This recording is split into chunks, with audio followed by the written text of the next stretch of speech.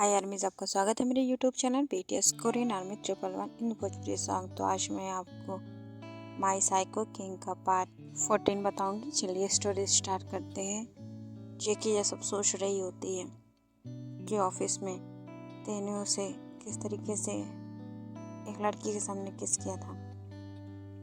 और हम present time में आते हैं तो देखते हैं ते जेके से बात भी नहीं कर रहा होता है और वो बहुत ज़्यादा ही जेके के ऊपर गुस्सा करता है और कहता है कि तुमने तो कहा था तुम मुझे कभी छोड़ के नहीं जाओगी और तुम मुझे छोड़ के चली गई। ऐसा ही वो मन में सोचता है और अपने ऑफिस काम करने के लिए आ जाता है। यहाँ जेके बहुत ज़्यादा परेशान हो जाती है कि ते उससे बात भी नहीं कर रहा है। वो बिल्कुल ही ज़्यादा सैड फील कर रही थी क्योंकि आज से पहले कभी ऐसा नहीं हुआ कि किम ते-होन अपनी क्यूट लिटिल बनी से बात ना करें।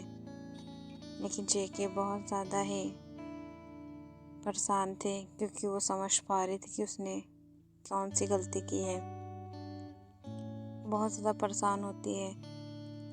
यहाँ पर किम ते-होन अपने भाई युंगी के पास आता है जो कि बहुत ज़्यादा ही शौक था कि किम ते-होन कभी भी युंगी से बात करने नहीं चाहता है। लेकिन युंगी उसे बहुत ज़्यादा फोर्स करके बुलाया था तो देख आ जाता है और कहता है क्या बात है। तो युंगी कहता है कि आप भाभी को जेलस फील कराइए तो वो आपके पास से कहीं दूर नहीं जाएंगी। तो ते कहता है पागल हो गए क्या, मैं अपनी वाइफ को कभी भी धोखा नहीं दूंगा और उसे जेलस फील कराने के लिए ये सब हरकतें तो बिल्कुल नहीं। तो फिर ते उसकी बात नहीं मानता है और गुस्सा होकर वहाँ से चला जाता है। युंगी कहता है भाई तो कोई बात ही नहीं मानते हैं। यहाँ पर युंगी जिमिन को प्रपोज करने के लिए बहुत ज़्यादा तैयारी करके रखा होता है। जिमिन को कॉल करके बुला लेता है। जिमिन डेकोरेशन देख के शौक हो जाती है और वो डेकोरेशन एक हेवन पार्टी की थी जो बहुत ज़्यादा ही डरावनी थी। वहाँ पर जगह जगह भूत लटके होते हैं जो कि नकली होते हैं। वहाँ पर नकली ब्लड्स भी होते हैं जो देखकर जिमिन डर रही होती है। और जब पीछे से युंगी उसे हक करता है तो कहता है कि कैसा लगा मेरा सरप्राइज भूतनी, आज मैं तुम्हें यहाँ पे प्रपोज करूँगा। और वो रोज़ लेके जिमिन को प्रपोज करता है। तो जिमिन कहती है कि तुम पागल हो गए हो क्या, ये कैसी बकवास डेकोरेशन करी है। तो फिर युंगी कहता है तुम मेरी भूतनी हो ना, तो मैंने सोचा भूतों को तो ऐसी जगह पसंद होगी इसलिए मैंने इस तरीके की डेकोरेशन करवाई है जो कि बहुत ज़्यादा ही मेहनत का काम है। तो फिर जिमिन कहती है तुम्हारा कुछ भी नहीं हो सकता, खड़ूस कहीं के, आखिर गीदड़ के गीदड़ ही रहोगे तुम। और उसको गुस्सा आता है और कहता है कि आखिर मेरी क्या गलती है, इस तरह की डेकोरेशन कोई भी लड़की पसंद नहीं करती, लेकिन मैंने सोचा तुम्हें कुछ डिफरेंस दूँ इसलिए मैंने ये सब किया है। और बहुत ज़्यादा ही रोमांटिक सॉन्ग बजा के उसके साथ ज़बरदस्ती डांस करने लगता है। जिमिन को गुस्सा आता है और वो उसे बहुत ज़ोर से धक्का देती है। फिर युंगी को भी गुस्सा आता है, उसे पकड़ के किस करने लगता है। और जिमिन सोच रही होती है ये पागल लड़का कम से कम प्रपोज करना था, कुछ अच्छा से प्लान करता जैसे नॉर्मल कपल करते हैं, लेकिन नहीं, इसने तो पूरा भूत बंगला ही बना के रख दिया है। उसका पूरा ही चेहरा गुस्से से लाल हो रहा था। लेकिन यहाँ युंगी उसे किस करने में बिजी था। जैसे ही छोड़ता है वैसे ही जिमिन कहती है आइंदा मेरे पास मत आना। वो तुरंत ही वहाँ चली जाती है। और ये सब युंगी सोच रहा होता है तो कहता है कि अब मैं उसे कैसे प्रपोज करूं। और उसने बहुत ज़्यादा गलत किया है मुझसे दूर जाने की कोशिश करके, इसकी सज़ा तो मैं उसे देकर रहूँगा। वो जल्दी से जिमिन को कॉल करके पता करता है कि वो कहाँ है और उसे अपने घर बुलाता है।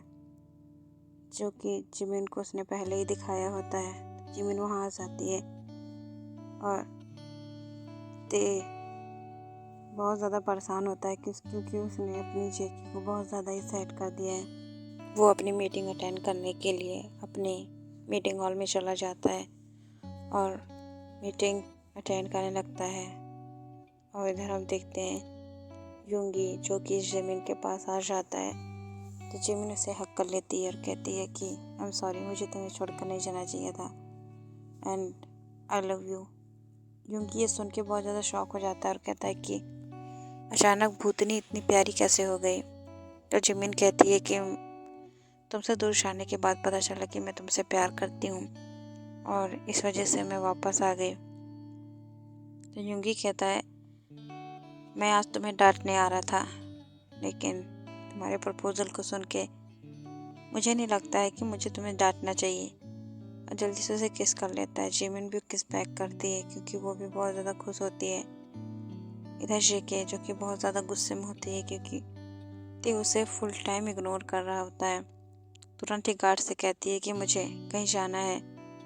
तो फिर गार्ड्स कहते हैं मैम, मैं आपको सर के परमिशन के बिना नहीं जाने दे सकता हूँ। तो जेके कहती है चलो ठीक है, तुम भी मेरे साथ चलो। और गार्ड्स इसमें हामी भर देता है। तो जिमिन गार्ड से कहती है कि ते के ऑफिस चलो। और वहाँ पर गार्ड उसे पहुँचा देते हैं। यहाँ पर काउंटर पे जो गर्ल होती है उससे जेके पूछती है कि ते कहाँ है। तो वो बताती है कि ते सर मीटिंग में है अभी। तो जेके कहती है कि मीटिंग कहाँ हो रही है। तो जेके को वो काउंटर वाली गर्ल बताती है। तो जेके कहती है मुझे उनसे मिलना है। तो फिर वो लड़की कहती है कि सर अभी बहुत ज़्यादा बिजी है, आप नहीं जा सकती हैं। वो बहुत ज़्यादा गुस्सा होंगे, लेकिन जेके नहीं मानती और आगे बढ़ती चली जाती है। और ज़्यादा रोकने पे कहती है मैं तुम्हारी क्वीन हूँ और क्वीन अपने किंग से मिलने कभी भी जा सकती है, तुम मुझे रोकने वाली कोई नहीं होती हो।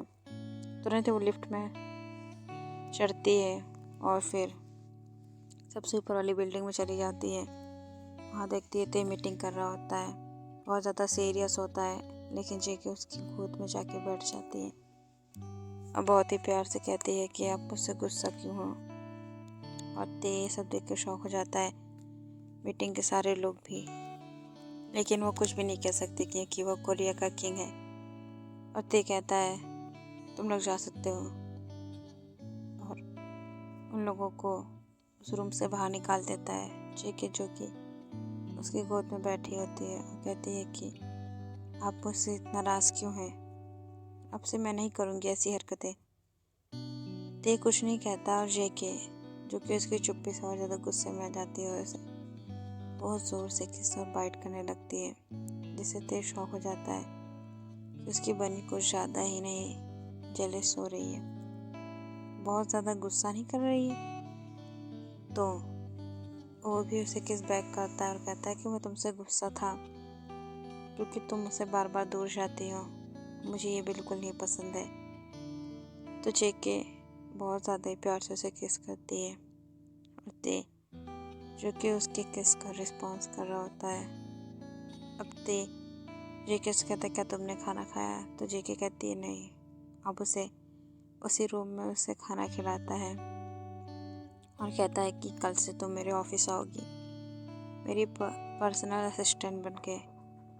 तो फिर जेके अब कुछ नहीं बोलती है और वो हामी भर देती है। और नेक्स्ट डे वो दोनों ऑफिस आते हैं। वहाँ पर कोई आदमी आता है।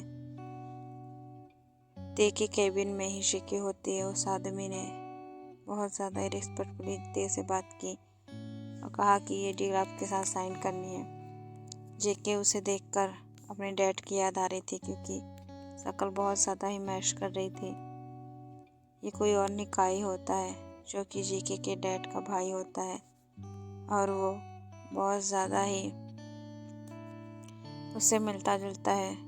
जेके शौक हो जाती है और ते को देखती है। ते अपनी पलकें झपकाता है जिससे कह रहा हो कि हाँ उसे पता है और वो सही सोच रही है और वो कुछ नहीं कहती है और वो एक इविल स्माइल देकर बात करके चला जाता है। तो जेके और ते आपस में ही कुछ डिस्कशन करते हैं और जेके कहती है कि मुझे इनके बारे में सब जानना है। तो ते कहता है ठीक है, मैं तुम्हें सब बता दूंगा। और वो दोनों आपस में बात कर लेते हैं और ये आदमी घर जाता है और कहता है कि बहुत जल्दी हमारी डील साइन हो जाएगी। तो वहाँ पर प्रिया की माम और रोमा वहीं होते हैं और बहुत ज़्यादा खुशी से कहते हैं कि क्या डैड वो डील के लिए बात हो गई है। तो आदमी कहता है हाँ हो गई है। और काई रोमा के ऊपर हाथ रख के कहता है कि बहुत जल्दी तुम अपने ते को पा जाओगी। और वो भी स्माइल करता है। यहाँ पर रोमा भी बहुत ज़्यादा खुश हो जाती है और हम देखते हैं कि किम तेहान और जेके अपने रोमांस में बिजी होते हैं। ते ने आज तक जेके को किसके अलावा कुछ भी नहीं किया है और बहुत ज़्यादा ही खुश होते हैं। तभी ते को कॉल आता है, उसकी माँ उसे घर के लिए बुलाती है और कहती है कि हमने डिसाइड किया है कि 1 हफ्ते में तुम्हारी शादी कर दें दोबारा जेके से। तो ते खुश हो जाता है और कहता है जी मॉम, पर हमारी तो शादी हो चुकी है ना। तो अब ते की मॉम कहती हैं तो फिर से कर लोगे तो क्या हो जाएगा। इधर हम जेके को देखते हैं जो कहती है कि हमने तो शादी कर ली थी ना। ते कहता है पहले तुम राज़ी नहीं थी, अब हो तो अब ज़्यादा एंजॉय होगा और ज़्यादा मज़ा आएगा।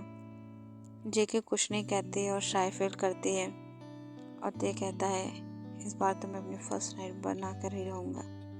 तुम चाहे जितना ही मुझे मना करो लेकिन मैं तुम्हें नहीं छोड़ूंगा।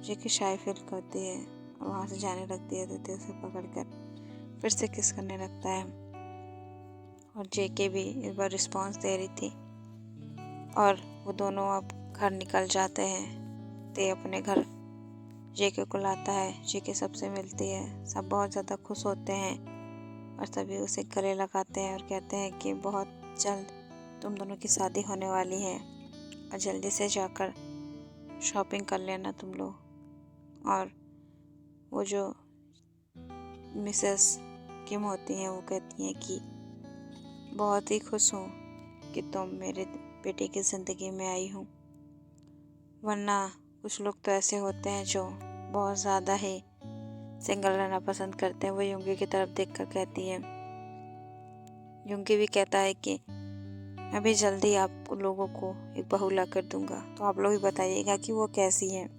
यहाँ पर फैमिली वाले और ज़्यादा खुश हो जाते हैं क्योंकि युंगी एक एवरेज लड़का है और वो एक लड़की को पसंद करता है। और यहाँ पर सब खुश हो जाते हैं और कहते हैं कि जल्दी से हमें अपनी बहू से मिलना है, तो क्यों ना तुम दोनों की शादी एक साथ ही करा दें।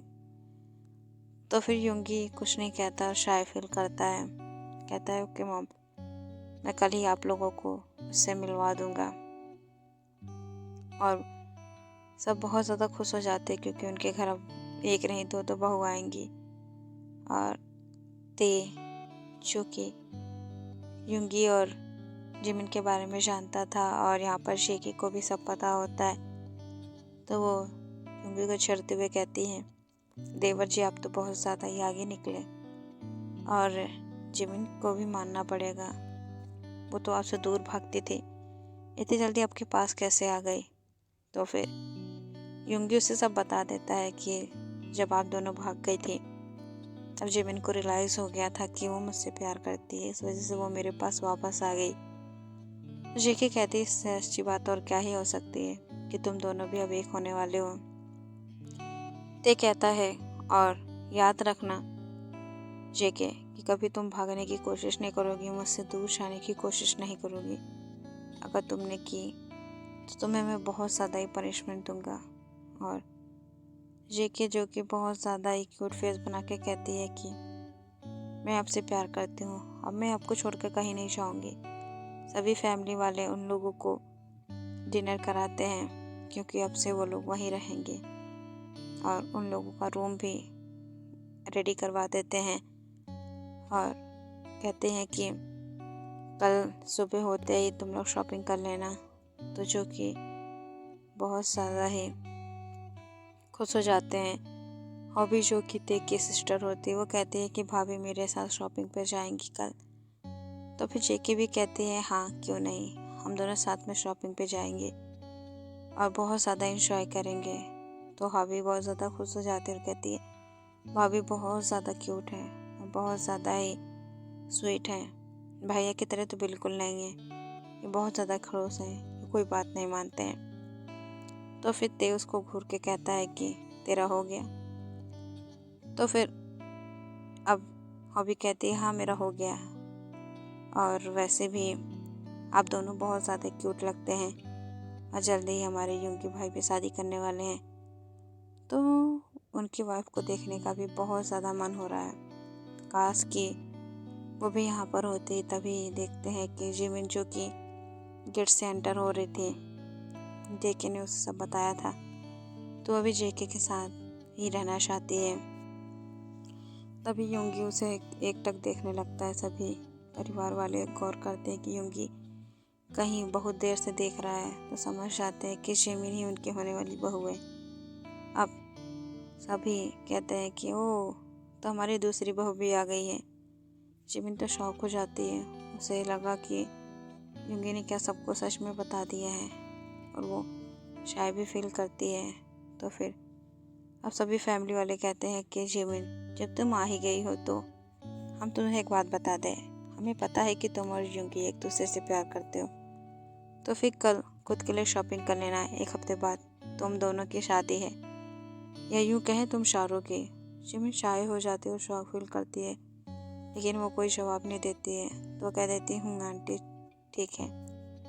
तो देखी मॉम कहती है अब आंटी कहना बंद करो, अब मैं तुम्हारी मॉम होने वाली हूँ।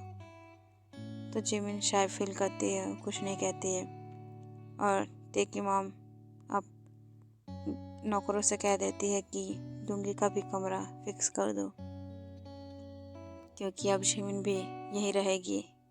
अब सभी खुश थे, और यहाँ पर ये शारो भी बहुत ज़्यादा तेज जेके को लेकर अपने रूम में चला जाता है, और युंगी जिमिन को लेकर अपने रूम में चला जाता है। ओके यार, मैं इस पार्ट को मैं एंड करती हूँ। नेक्स्ट पार्ट में जानेंगे कि अब इन दोनों की शादी के दिन कौन सा धमाका होने वाला है। तो इंतज़ार रहिएगा।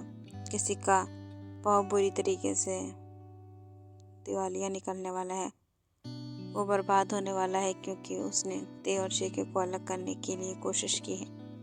तो ये सब तो हम ते और जेके से ही बाद में पता हो ही जाएगा।